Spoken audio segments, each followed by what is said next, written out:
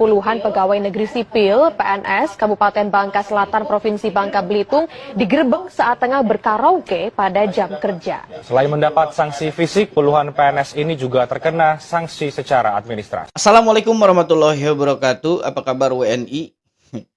Jumpa lagi bersama kanal YouTube King Cepi, dan di kesempatan kali ini kita menyaksikan sebuah video yang mana di situ menunjukkan pemberitahuan ataupun berita kepada kita. Ada puluhan PNS di Kepulauan Bangka Belitung yang ya ketika memang sedang jam kerja gitu mereka malah karaokean. Dan sebenarnya biasa aja sih gitu. Kan hal-hal seperti ini sudah lumrah terjadi gitu kan di kalangan pegawai-pegawai negeri kita dimanapun di seluruh Indonesia.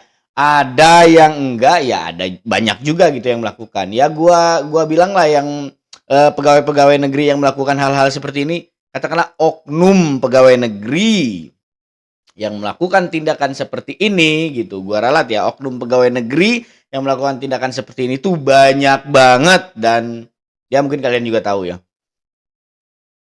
perkara sedang tidak ada kerjaan atau apapun itu gitu kan, yaitu artinya ya mereka tetap harus menunjukkan sisi profesionalitas mereka sebagai pegawai negeri gitu kan. Ya tapi ya mungkin mereka juga memiliki tekanan-tekanan yang memaksa mereka buat ya melakukan hal tersebut gitu, karaokean, hiburan di kantor, di tempat kerjaan gitu. Ya nggak apa-apa sih mungkin kalau menurut gua pribadi gitu kan. Tapi ada banyak juga sih orang yang mempermasalahin hal ini. Cuman untuk gua pribadi gua nggak masalah gitu, nggak masalah kalau memang sedang nggak ada kerjaan, kecuali nih kayak perawat-perawat di puskesmas gitu yang memang puskesmas itu kan notabene-nya tempat orang datang dalam keadaan nggak enak badan gitu ataupun sakit atau apapun itu gitu kan. Ya memang kurang pas sih. Cuman kalau di instansi-instansi lain ya mungkin bisa aja sih, apalagi instansinya memang nyantai gitu kan. Tapi ya kalau kita mau menurut sebuah profesionalitas kerja ataupun aturan yang ditetapkan oleh pemerintah untuk pegawai negeri,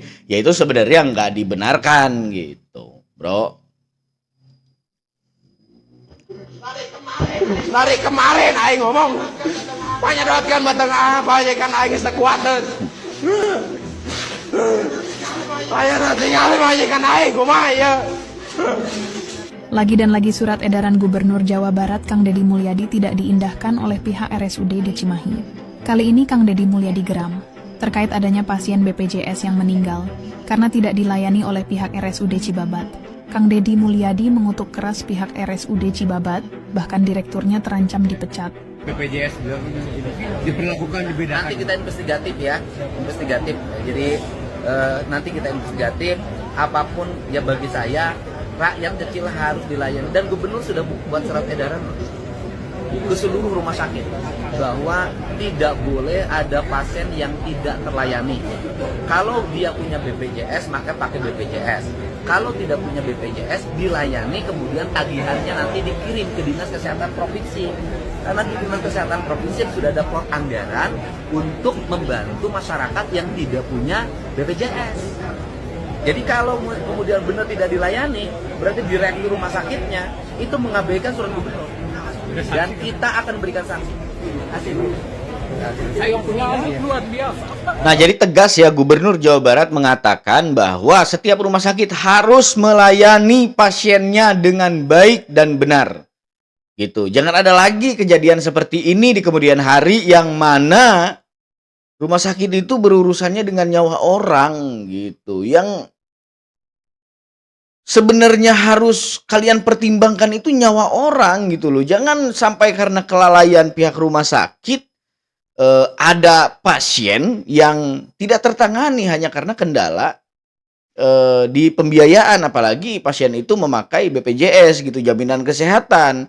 Karena memakai jaminan kesehatan mungkin keuntungan buat pihak rumah sakit kurang atau gimana gitu, jadi kurang dilayani lah gitu. Dan sebenarnya kalau sekarang ini udah jarang sih gue dengar gitu ada rumah sakit yang tidak memanusiakan manusia gitu. Sekarang ya gua rasa udah banyak lah gitu rumah sakit yang kooperatif gitu, terutama di daerah gua gitu. Nggak tahu kalau di daerah kalian, tapi melihat dari komentar di video ini banyak netizen yang mengeluhkan hal yang sama. Salah satunya dari komentar dari Dani AB. Pengalaman tahun 2007, saya kecelakaan motor, kaki patah, darah bercucuran, masuk IGD, dibiarkan katanya. Menunggu keluarga datang dulu, menunggu administrasinya dulu. Nah ini kan sebenarnya kan urgent ya gitu. Harusnya ya terlebih dahulu penanganan. Oke lah kalau perihal menunggu keluarga dulu. Karena kan si pasien harus ada yang menanggung jawabi. Tapi kalau bisa ke depannya dibikinlah peraturan yang fleksibel gitu. Agar supaya gimana caranya nih si pasien tetap bisa tertangani secepatnya gitu tanpa harus nunggu keluarganya dulu. Ya enak kalau si keluarga pasien ini memang dekat gitu kan dari rumah sakitnya. Kalau jauh gimana gitu? Apakah memang bisa via telepon ataupun gimana kan via video call? Di era digital ini udah nggak susah sebenarnya, udah nggak sulit gitu kan. Ya semoga lah instansi kesehatan kedepannya bisa lebih baik lagi gitu dalam melayani masyarakat Indonesia. Saudara-saudara sekalian, saya Prabowo Subianto meminta dengan sungguh-sungguh kepada seluruh masyarakat Indonesia, khususnya 96,2 juta rakyat Indonesia yang telah memilih pasangan Prabowo Gibran untuk tidak melakukan aksi apapun di depan gedung Mahkamah Konstitusi ataupun di tempat-tempat lain, apalagi di jalanan, demi menjaga kesejukan demokrasi, menjaga persatuan dan keutuhan bangsa, menjaga kerukunan di antara seluruh rakyat. Nah, jadi kan video ini dibuat saat selesai Pilpres ya, kalau nggak salah waktu itu. Karena Prabowo mungkin mengendus bakal ada gerakan masyarakat untuk berdemo di depan MK. Dan tujuannya entah untuk membela pasangan siapa ataupun masa ini menganggap bahwa pemilu ataupun Pilpres 2024 kemarin itu tidak fair atau gimana gitu. Nah, di sini Prabowo menghimbau kepada masyarakat demi menjaga kesejukan demokrasi di Indonesia, demi menjaga persatuan dan kesatuan bangsa Indonesia agar supaya masyarakat tidak berdemo di depan MK gitu. Karena ya saat itu mungkin ya keadaannya lagi panas-panasnya lah gitu ya. Namanya Pilpres kan, orang habis duit triliunan gitu. Kalah ya pastilah gitu, cari-cari masalah gitu. Terima kasih, respect buat Pak Prabowo Subianto, Presiden Republik Indonesia. KPK akan memanggil Sudewo terkait dugaan korupsi proyek jalur kereta api. Dewo diduga menerima aliran komitmen fee dari proyek menjabat sebagai anggota DPR RI. KPK membuka peluang penyelidikan. KPK Waduh, jadi permasalahannya manjang banget ya. Ini kan kasus Bupati Sudewo ini kan yang bertugas sebagai bupati di Kabupaten Pati ya. Awalnya sebenarnya penolakan masyarakat itu, demonstrasi masyarakat itu meminta agar supaya pemerintah Kabupaten Pati itu tidak menaikkan pajak yang memang menurut masyarakat itu memberatkan mereka gitu. Kalau nggak salah besarannya kenaikan pajaknya itu 250% apa gitu kan. Nah awalnya itu demo itu kan. Tapi si aparatur pemerintah kabupatennya ini bersikap arogan di depan masa pendemo. Nah inilah yang memantik api kecil awalnya gitu dari kemarahan warga Pati khususnya gitu. Pada akhirnya si aparat pemerintah ini seolah-olah menantang nih kepada para demonstran bahwa jangankan hanya 5.000 katanya 50.000 aja mau mereka jabanin. Di situ masyarakat Kabupaten Pati merasa terpancing dong emosinya gitu. Pada akhirnya ya berlanjut gitu ke gerakan penurunan Bupati Pati dan pada akhirnya sekarang sudah diturunkan gitu. Nah ini jangan sampai terjadi lagi lah hal-hal seperti ini. Bahkan gua sempat ngebaca sebuah postingan dari Neneng Rosdiana kalau nggak salah ya. Pati ini adalah kunci katanya. Awal dari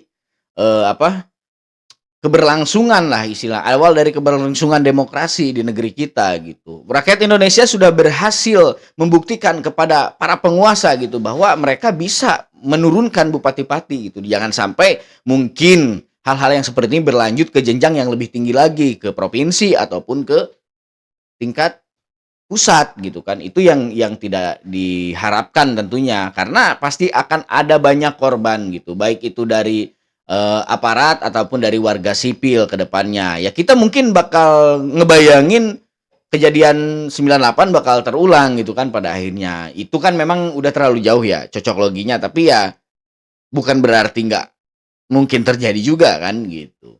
Yang jelas antara pemerintah dan juga rakyat saat ini ya harus ada korelasinya gitu. Jadi maunya rakyat itu apa gitu kan, kebijakan pemerintah itu apa, harus sesuai dan sama-sama menguntungkan agar supaya aksi massa itu ya nggak terjadi gitu. Nah, seperti Bupati dari Pati ini ya pada akhirnya kan setelah dia diturunkan gitu oleh masyarakatnya sendiri, akhirnya sekarang berlanjut dipanggil oleh KPK atas dugaan-dugaan korupsi. Ya mungkin ada beberapa lah yang jelas di video ini dibahasnya korupsi terkait proyek jalur kereta api tuh, Bro. Gitu. Jadi gua baca salah satu komentar yang mana kayaknya masyarakat Indonesia ini banyak banget yang kesel sama kades-kades di tempatnya gitu. Ini kan pembahasannya soal bupati, tapi ada nih yang ngebahas gini nih. Komentar dari Kawani. KPK harus periksa kades-kades Jawa Tengah. Ya mungkin mereka sudah sering sekali ya dikecewakan oleh kebijakan-kebijakan kepala desa dan juga mungkin gitu banyak kejanggalan-kejanggalan dari anggaran yang seharusnya bisa dibangunkan jadi ini jadi cuman ada beberapa aja gitu yang memang nggak masuk akal mungkin menurut masyarakat desa setempat. Terima kasih teman-teman. Masih bersama kami, pemirsa, warga di Sulawesi Tenggara dihebohkan dengan beredarnya video TikTok seksi yang diduga dilakukan oleh salah satu pegawai bank milik pemerintah. Ya. Video TikTok tersebut viral di media sosial. Dari hasil penelusuran identifikasi sementara, wanita tersebut diduga merupakan karyawati dari salah satu bank di kota Bau-Bau. Pihak bank yang ditemui wartawan mengatakan akan memanggil dan menjatuhkan sanksi karena dianggap telah melanggar disiplin. Menurutnya, tindakan karyawati itu telah mencoreng nama baik perusahaan dan tidak seharusnya dilakukan oleh pegawai.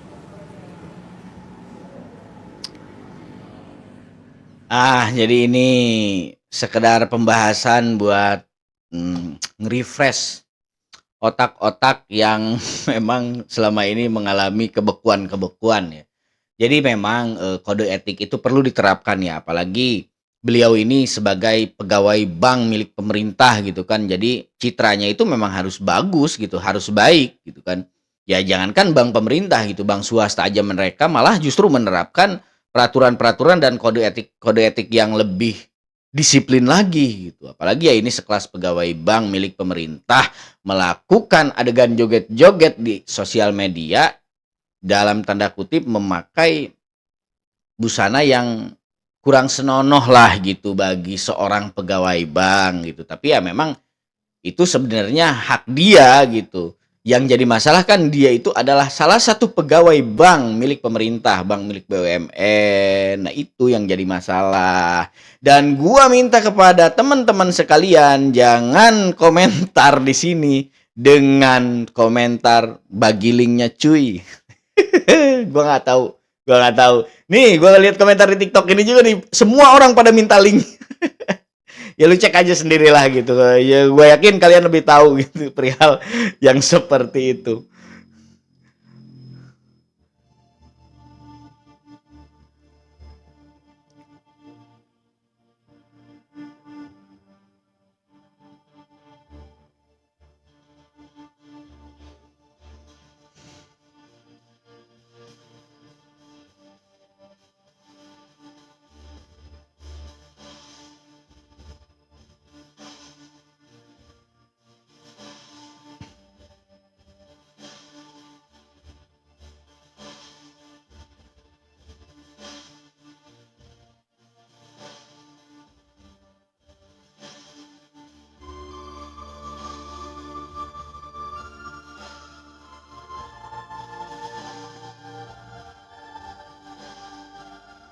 Aduh bahaya ya bro ya. Kalian juga teman-teman ya hati-hati pokoknya dengan pancingan-pancingan seperti ini yang sebenarnya dapat membahayakan diri kita sendiri. Apalagi teman-teman yang memang punya pangkat gitu kan, punya jabatan gitu. Makanya hati-hati dengan godaan-godaan ya perempuan seperti ini yang dapat ke depan yang ngehancurin karir kita sendiri. Gua nggak tahu ya ini salah si perempuannya apa sih salah anggota dewannya. Tapi yang jelas ini nih berbau jebakan sih menurut gua gitu karena si perempuannya memang ngepost gitu di akun sosial media pribadinya gitu dengan menyertakan bukti video call seksual gitu yang mana ya pada akhirnya si anggota dewan ini ngerasa terhimpit gitu oleh keadaan dan si wanita ini meminta royalti untuk penghapusan untuk penghapusan postingan dia ini ya cuman kan kita juga nggak tahu ya udah berapa ribu orang yang udah screenshot akun media sosial pribadinya pas nayangin berita itu gitu yang nayangin postingan itu gitu tapi kan ya ngeri aja gitu kan kalau sampai hal seperti ini terjadi gitu karena banyak gua yakin banyak gitu oknum-oknum yang awalnya itu ya seolah-olah mereka memberi harapan gitu, memberi angin surga kepada kita pada akhirnya ya itu sebenarnya sebuah jebakan atau prank. Ya hati-hati aja gitu buat teman-teman yang memang apalagi kalian memiliki sebuah jabatan gitu. Terlebih di pemerintahan ya gitu, nggak boleh sampai karena ya nggak bakal ada paribasa kalau kata orang Sunda. Kesuksesan seorang laki-laki itu ya godaan terbesarnya adalah perempuan gitu. Jadi hati-hati dengan perempuan. Kalau kita memang ngerasa kesuksesan kita itu sudah tercapai ya yang itu pasti bakal kejadian gitu. Godaan dari perempuan itu luar biasa, bro gitu. Dan banyak orang yang nggak sanggup gitu lolos dari godaan yang satu itu karena itu surga dunia, nikmatnya di dunia gitu. Nah, itu jadi kita harus hati-hati ya dan mudah-mudahan gitu gue juga memiliki kehati-hatian meskipun ya gue belum sukses gitu tapi hati-hati tetap harus gitu kan udah mah sukses belum nggak hati-hati kejebak pula gitu. Amit-amit ya Bang Bayi ya teman-teman. Bupati cantik ini terjebak janji manis hingga akhirnya berakhir di penjara. Masuk dunia politik dengan janji manis, Sri Wahyuni Maria Manalip berhasil terpilih sebagai Bupati Kepulauan Talaut 2014-2019. Namun belum sempat menyelesaikan janjinya, Sri Wahyuni justru dicedok KPK. Ia terjerat kasus gratifikasi terkait proyek revitalisasi Pasar Lirung dan Pasar Beo. Bupati cantik ini terbukti menerima perhiasan dan barang-barang branded senilai 513,8 juta rupiah dari pengusaha Bernard Hanafi Kalalo. Akibatnya, Sri Wahyuni dijatuhi hukuman 2 tahun penjara dan denda 209 juta rupiah. Meski bebas pada 28 April 2021. Tak lama kemudian KPK kembali menahan Sri Wahyuni atas dugaan gratifikasi senilai 9,5 miliar rupiah.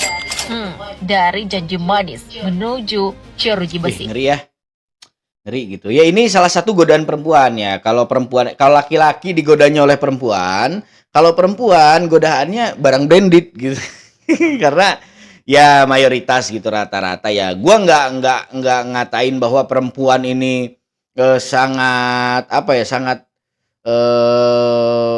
gila dengan barang-barang mewah, enggak gitu. Tapi ya mayoritas kebanyakan ya yang memang mengutamakan barang-barang branded itu ya mengutamakan gengsi itu ya perempuan gitu kan. Ya, jadi branded itu adalah salah satu godaan terbesar perempuan. Nah, kalau godaan terbesar laki-laki ya perempuan itu sendiri dan kalau perempuan barang-barang branded. Jadi kalau laki-laki pengen menggoda perempuan kasih aja barang-barang bagus. Kalau perempuan menggoda laki-laki ya kasih barang bagus juga. Sorry teman-teman, sorry ini bercanda ya, bercanda. Polisi pastikan Chandrika Cika positif narkoba. Kepolisian Polres Metro Jakarta Selatan kembali mengungkap kasus narkoba yang menjerat salah satu publik figur. Polisi menyebut ada 6 pelaku dari penangkapan kasus narkoba ini, salah satunya selebgram Chandrika Cika alias Cika. Saat ini, sang selebgram dan pelaku lainnya tengah menjalani pemeriksaan lebih lanjut oleh tim penyidik. Chandrika Cika termasuk salah satu pelaku yang positif narkoba jenis ganja. Polisi pastikan Chandrika Cika positif Aduh, narkoba. sayang banget ya. Kalian pasti banyak yang udah tahu ya siapa Chandrika Cika ini. Adalah seorang seleb TikTok yang sempat booming di masanya gitu kan. Dengan goyangan papi culonya yang gitu. Sekarang lagi kena masalah gitu. Oh nggak sekarang ding, ini berita lama bro. Ya semoga Kak Cika sehat-sehat selalu ya dan bisa melewati fase ini. Dan semoga Kak Cika terbebas dari jerat narkoboy. Komisi Pemberantasan Korupsi KPK mencekal mantan Menteri Agama Yakut Khalil Qomas ke luar negeri ke dalam kasus kuota haji 2024. Selain Yakut, KPK juga mencekal 2 orang lainnya bepergian ke luar negeri. Berikut pernyataan Ketua KPK Setio Budianto usai menghadiri diskusi publik di Fakultas Hukum UGM Selasa siang. Pasti sudah ada prosesnya, surat sudah dikirimkan ya, untuk nama-namanya. Nanti silakan dicek sama juru bicara lah, gitu. Saya tidak akan menyebutkan nama-namanya siapa. Kan sudah naik ke penyidikan ya ini ya? Sudah naik ke penyidikan? Ya, sebagaimana yang disampaikan oleh Deputi kan sudah naik ke proses penyidikan, gitu. Deputi sudah pernah konvers, sudah menjelaskan, nanti detailnya akan disampaikan pada saat konvers berikutnya. Kalau alasan pencegahan ke luar negeri Gus Yakut ini apa? Ya, apakah pastinya kan kekhawatiran kabur atau seperti apa? Ya, pencegahan itu diperlukan ya, yang pastinya supaya yang bersangkutan tetap berada di wilayah Indonesia sehingga memudahkan di saat dimintai keterangan atau dipanggil oleh kelanjutan gitu soal proses hukum dari ex Menteri Agama Yakut Khalil Qomas Yakut Khalil Qomas yang saat ini sudah dilarang bepergian ke luar negeri oleh Ketua KPK yakni Setio Budianto. Dan gimana ya? Jadi rentan banget memang koruptor-koruptor di Indonesia ini di akhir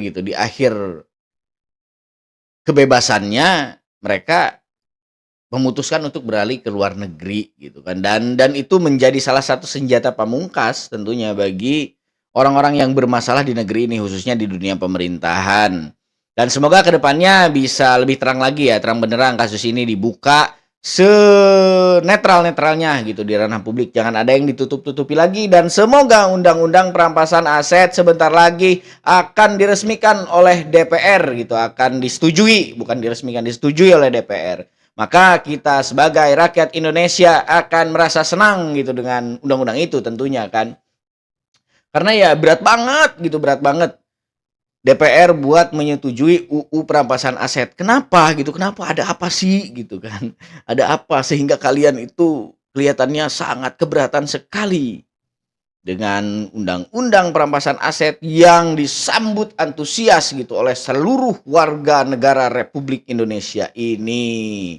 Apakah ada something gitu yang memang kita nggak mengetahuinya gitu, ataukah memang ada keberatan apa gitu yang membuat kalian itu seperti enggan untuk menyetujui UU perampasan aset?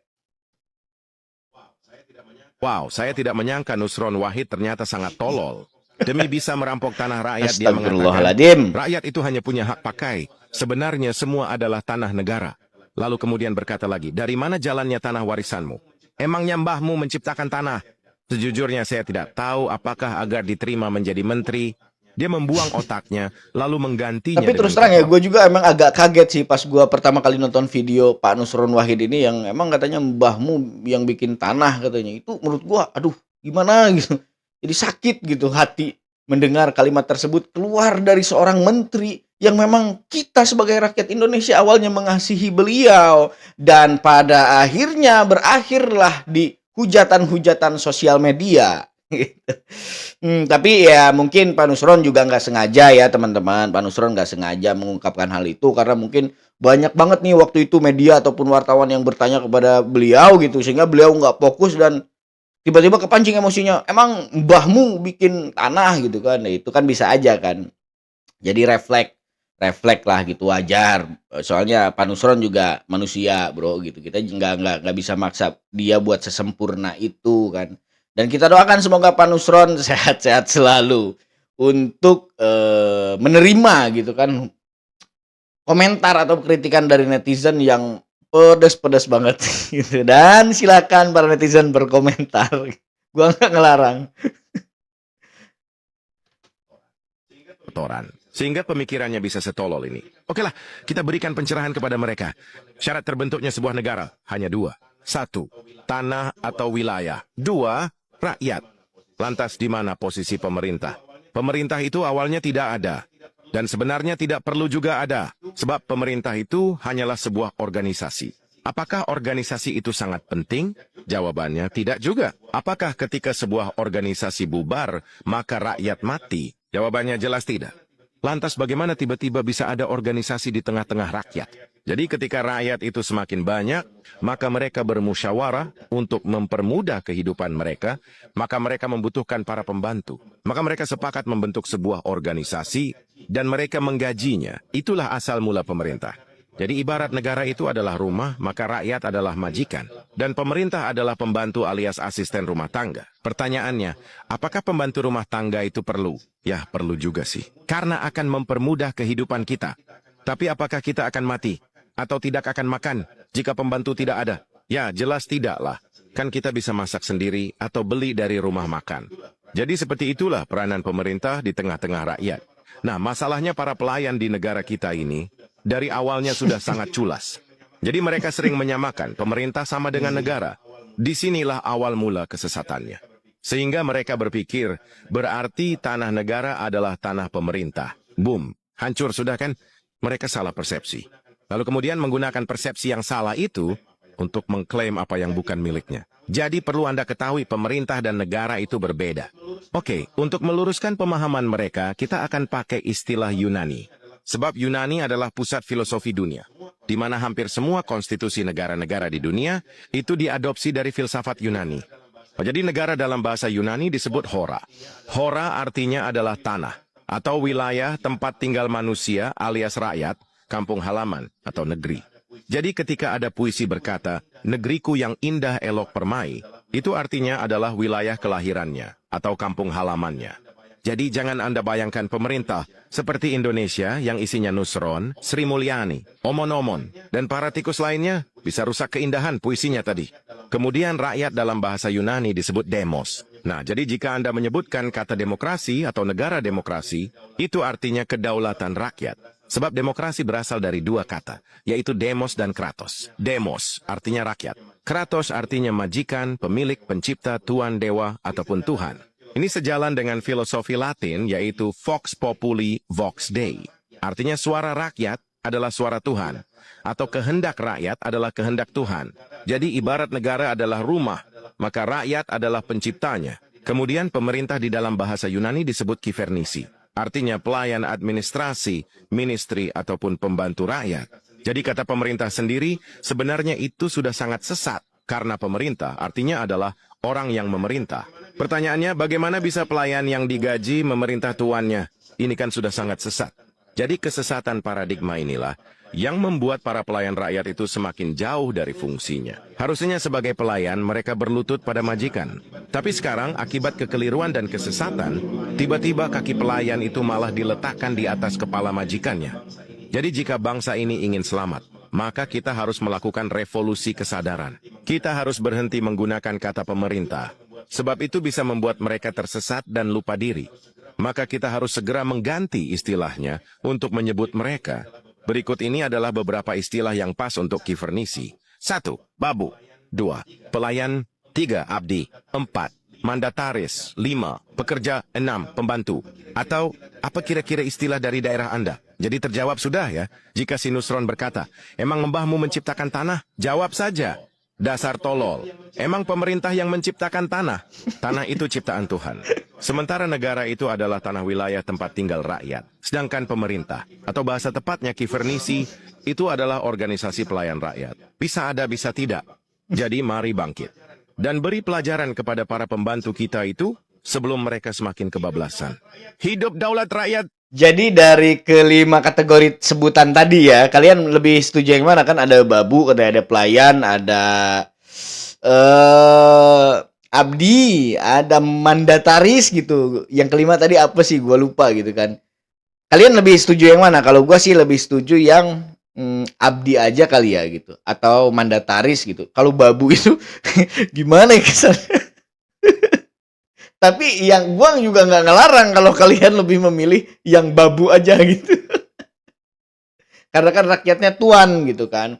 Ya gua nggak ngelarang gitu. Kalau gua lebih memilih kalau nggak abdi ya mandataris lah. Menurut gua sebutan itu lebih manusiawi aja gitu rasanya daripada babu atau pelayan gitu kan. Dan ini juga edukasi ya, video ini edukasi buat kita nih, buat kita masyarakat Indonesia. Dan kalaupun nih ada pejabat yang kebetulan sebagai anggota dewan atau yang sebagai kades kan, atau yang sebagai camat, yang kerjanya sebagai bupati gitu. Kalau belum ada yang tahu gitu kan, ya kan memang kades, camat, bupati, gubernur itu orang-orang pinter lah gitu kan. Cuman kan nggak semuanya tahu gitu kan, bahwa negara dan penyelenggara negara itu bukan satu kesatuan, itu entitas yang berbeda gitu. Kalau negara itu kan punya rakyat. Khususnya buat Indonesia ya, karena Indonesia kan negara demokrasi yang sudah dijelaskan tadi berasal dari kata demos dan kratos. Demos itu rakyat gitu kan, kratos itu tuan ataupun pemilik gitu. Jadi negara demokrasi itu adalah sebuah negara yang mana pemiliknya itu rakyat gitu. Dan penyelenggara negara, gue di sini nggak mau nyebut pemerintah ya. Kalau pemerintah ya artinya mereka memerintah kita dong gitu. Gue di sini nyebutnya penyelenggara gitu. Penyelenggara pemerintahan, penyelenggara apa ya? Pokoknya penyelenggara lah mereka itu. Ya mereka itu bekerja buat memperlancar urusan kita gitu. Tapi kan yang terjadi sekarang faktanya di Republik Indako ini malah sebaliknya gitu. Semua urusan kita malah yang dipersulit gitu. Tapi ya sudahlah gitu. Ini kan juga sudah berlangsung lama. Mungkin masyarakat Republik Indako juga sudah terbiasa dengan hal-hal seperti ini gitu. Itu edukasi aja sih. Bahwa pemerintah dan juga negara itu adalah dua entitas yang berbeda gitu. Jadi jangan menganggap bahwa tanah negara karena itu tuh sebenarnya tanah negara gitu. Itu merupakan tanah pemerintah juga gitu. Rakyat hanya sebagai pengelola katanya kan. Rakyat hanya diberikan izin kelola saja gitu. Bukan seperti itu. Justru karena negara itu punya rakyat, jadi tanah yang terhampar di seluruh negara ini itu punya rakyat gitu. Pemerintah itu melayani kami. Penyelenggara itu hanya melayani rakyat tugasnya. Dan kami gaji. Udah itu aja. Kasus dugaan korupsi kuota haji. Saya tanya Bapak dulu, apakah Bapak setuju dengan kenaikan pajak ini? Saya tanya Bapak. Dengar dulu.